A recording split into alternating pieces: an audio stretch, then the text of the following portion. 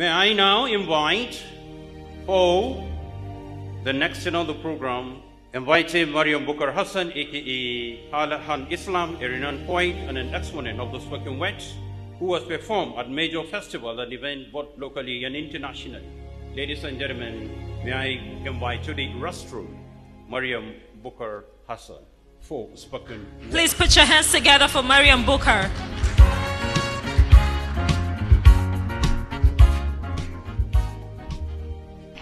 Good morning, distinguished ladies and gentlemen. Permit me to stand on already existing protocol. My name is MARYAM BUKAR, known as Islam. And the piece I have today takes us back to history and also to the future, the youth.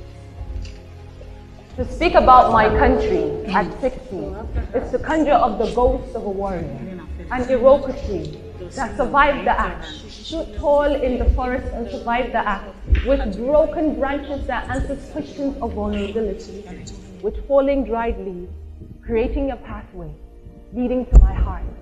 Me, a citizen of a country whose hope lingers like the life of an antelope, who wakes up every morning with its heart beating out its chest because it knows there is a cheetah out there it must outrun, else it becomes prey.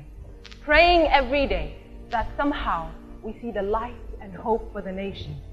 To speak about my country at 60 is to recall handshakes between the Princess Alexandra and Sir Tafawa Balewa in the 1960s that hold promises of generations, aspirations of what it is for a dream to come true, and answered prayer. To speak about my country at 60 is to revisit the selfless words of Sir Nnamdi Azikiwe in 1959, where he said, "For 25 years of my life, I have fought for the freedom of Nigeria. Nigeria will obtain independence on the 1st of October 1960, and it makes no difference who becomes Prime Minister, whether be it Tafawa Balewa, Awolowo, or myself. So long as Nigeria is free, I will be satisfied." To speak about my country at 60 is to celebrate the largest river in West Africa, the River Niger, that holds the name Nigeria at its core. To speak about Nigeria at 60 is to acknowledge the resilience of the youth. So when a youth says, "I love my country, I love my country, but, because," words serve signifying doubt yet serving as a seal to conviction, like, "But I forgive my kinsmen, and for my country I will represent," like, "You broke my heart, but I still love you," with all the pieces that looks exactly like that on the map of my country that connects us, yet most mistake it for scars, causing upheaval, digging up stories of injuries like, "But I wish to be taken back to days when the 521 ethnic groups, the over 600 distinct languages represented love and diversity, when animosity had no room, so we collectively put it out of the house," like, "But I wish to be taken back to days of the pyramids that was made up of the promise that earth did keep to us, and ours flourished with life that skyrocketed our economy, the groundnut pyramid."